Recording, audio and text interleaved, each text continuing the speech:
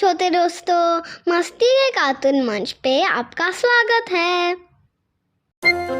भाग्य माँ बालेकाई की बज्जी बना रही थी, लेकिन क्योंकि उसकी जिंदगी में वो पहली बार बना रही थी, पूरा उल्टा सीधा हो रहा था। जब वो बज्जियाँ बना रही थी तो सारा तेल छिड़क कर उसके हाथ पे गिर रहा था। दूसरी तरफ गर्मा गर्म तेल में बालेकाई की बज्जी एकदम जल रही होती है। ऐसे वो अपना काम ठीक से नहीं कर पाती है। जो भी उसके दुकान बज्जी खाने आते थे, उसके हाथों बनाए बज्जियाँ चख कर उसके मुंह पे छी नहीं कह पाते, और कुछ लोग उस जले हुए बज्जियाँ को देख मुंह मोड़ लेते हैं। लेकिन और कुछ लोग भाग्यम्मा की सुंदरता देख उसकी बज्जियाँ भले ही बुरा क्यों ना हो, कम से कम इस औरत के लिए तो रह जाते हैं कहकर वही रह जाते हैं। ऐसे अलग प्रकार के लोगों की विविध बर्ताव देख भाग्यम्मा थक जाती है। तब वो फैसला करती है, आज इतना व्यापार काफी है, मैं वापस घर चली जाती हूँ। ये कहकर वो अपना बज्जी का बंडी लेकर घर की ओर बढ़ रही होती है। रास्ते में उसे याद आता है कि कल बालेकाई की बज्जी बनाने के लिए उसे बालेकाई की जरूरत है। इसीलिए वही मौजूद एक बालेकाई के व्यापारी के दुकान में जाकर ऐसे पूछती है, सुनिए, बालेकाई की दाम क्या चल रही है? 1 केजी का 100 रुपए, ऐसे कहता है सुदर्शन। हाय भगवान, अगर 1 किलो 100 रुपए का है तो एक केला का कितना होगा? 1 केला का 1000 रुपए लगेगा, कहता है सुदर्शन। अरे रे, मेरे पास इतने पैसे नहीं हैं जी। सारा दिन मेहनत करने के बावजूद मैं 200 रुपए भी नहीं कमा पाई। बस इस बार के लिए उधार दे दीजिए ना। बस 2 दिन में मैं आपका सारा पैसा चुका दूंगी। कर्ज चुकाने की क्या जरूरत है? हर रोज जितने केजी चाहिए उतने किलो लेके जाओ यहाँ से। लेकिन बस एक छोटी सी शर्त है। हाँ, वो क्या है जी? कुछ नहीं, बस मुझसे शादी करनी है तुझे। छी, कुत्ता कहीं का, तुम्हारी इतनी हिम्मत। मैंने सोचा तुम बुजुर्ग हो तो इसीलिए अच्छे से बात कर रही थी, लेकिन तुम तो शैतान हो।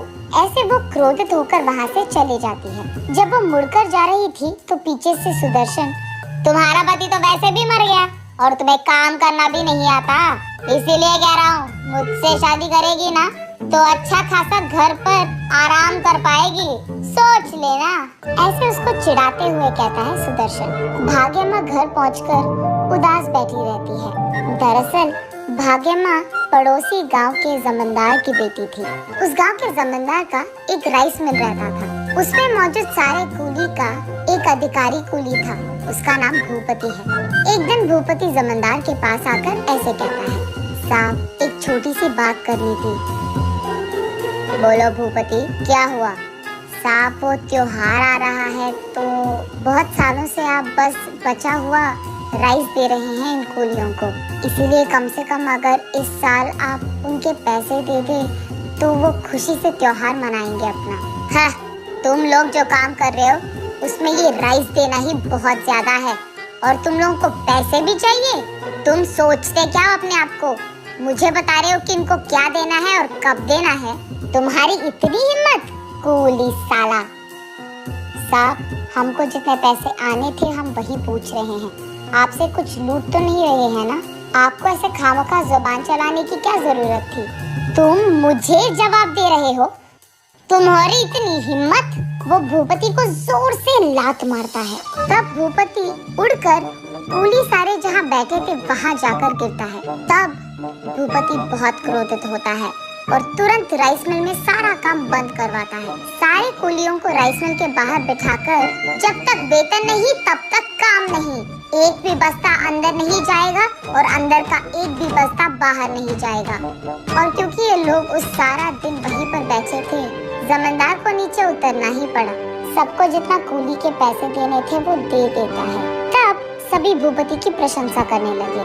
भाग्यम्मा की नजर बहुत पहले से ही भूपति पे थी। उसके सारे अच्छे काम भाग्यम्मा को बहुत पसंद आते थे। इस हादसे के बाद तो भाग्यम्मा सीधा भूपति के पास जाकर, मुझसे शादी करोगे? ऐसे पूछती है। भूपति थोड़ा सोचकर, अगर तुम मुझसे शादी करोगी तो तुम्हें ये गांव छोड़कर आना पड़ेगा, क्योंकि तुम्हारा परिवार मुझे कभी नहीं मानेगी और उन्हीं के सामने तो हम रह नहीं सकते, तो जाना ही पड़ेगा। तो फिर क्या तुम्हें मंजूर है? ऐसे पूछता है भूपति। तुम जहाँ हो मैं भी वहीं, अब से मेरी जिंदगी सिर्फ तुम्हारे साथ। तब ये दोनों उस गांव छोड़कर ये गांव आते हैं। दोनों बहुत दिन बहुत अच्छे से जीते हैं और क्योंकि भाग्य माँ बड़े घर की बेटी थी, भूपति उसे यहाँ कोई काम करने नहीं देता था। वो भी लाड़ों से उसका देखभाल करके बहुत प्यार करता था। एक दिन उनके घर के पास मौजूद बांध टूट जाता है और इसी कारण सारे गांव में बाढ़ आ जाता है। उस दिन आए हुए बाढ़ में बहुत सारे लोग घायल हो जाते हैं और खो जाते हैं।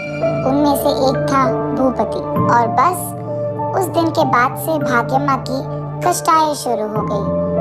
किसी को भी उस गांव में नहीं पता था कि भूपति कहाँ पे है, लेकिन भाग्यम्मा उस गांव के चारों ओर घेरे हुए सारे जंगलों में जाकर अपने पति को ढूंढने लगती है। लेकिन कहीं भूपति ना दिखाई देने के कारण वो अकेले ही अकेले बहुत रोती थी और कुछ ना कर पाने के कारण वो उस गांव के अधिकारी के पास जाकर उसके पति को ढूंढने के लिए निवेदन करती है, लेकिन कोई भी उसकी बात नहीं सुनता है। ऐसे कुछ दिन रोते रोते उसके घर पे ही बैठे रहती थी, लेकिन बाद में फैसला करती है कि तब तक उसे अपने आप को संभालना होगा।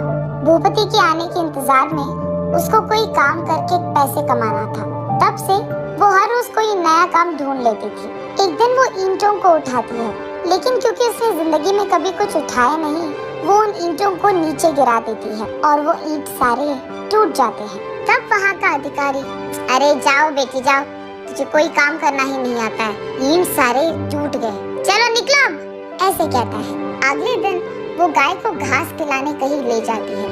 तब उनमें से एक बछड़ा बिछड़ जाता है। तब वहाँ का अधिकारी भी, नहीं होगा बेटी तुमसे ये काम, जाकर कोई और काम ढूंढ लो, जाओ, ऐसे कहकर उसे वहाँ से बेच देते हैं। और आज ऐसे होता है। घर पे बैठे भाग्यश्री जब अचानक ऊपर देखती है तो उसे देवता की मूर्ति दिखाई देती है। उस मूर्ति के पास जाकर वो ऐसे रोती है, एक ही बार में मुझे ऐसे मुश्किलों में डालना था क्या इसी दिन देखने के लिए मुझे बचपन से लाड़ों से पाला गया?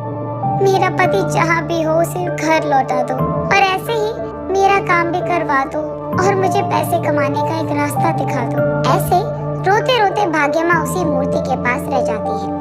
अगले दिन जब भाग्यम्मा बाहर आकर देखती है तो उसके घर के बरामदे में मौजूद सारे बालेकाई के पेड़ बालेकाई से भरे हुए होते हैं।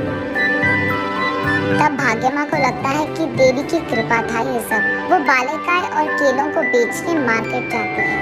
एक तरफ वो बालेकाई को बेचती थी और दूसरी तरफ बालेकाई की भजिया बनाकर उनको भी बेचती थी। वो चकाचक सारे काम करने लग जाती है और वहाँ का भीड़ भी चकाचक उसके पास आते हैं। और तो और सारे लोगों को उसके हाथों से बनाए बालेकाई की बच्ची बहुत अच्छे लगते हैं।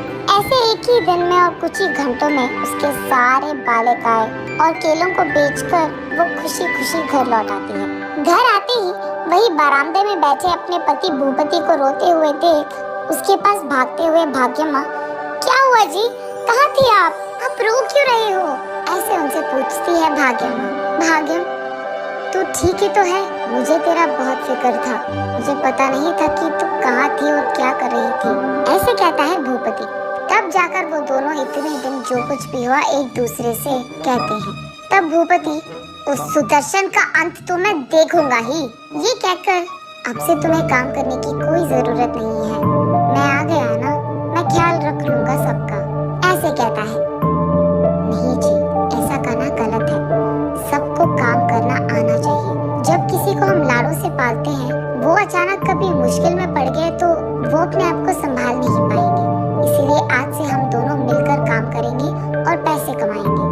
भूपति भी मान जाता है और अगले ही दिन से ये दोनों बालेकाई की भज्जी और बालेकाई और केलों को बेचने लगते हैं। बहुत ही कम समय में बहुत सारा पैसा कमा लेते हैं और इतना ही नहीं, बांध के विषय में सुदर्शन को गिरफ्तार करवाता है भूपति। ऐसे वो पति पत्नी उस दिन से खुशी से रहते हैं। बाय बाय छोटे दोस्तों, फिर मिलेंगे।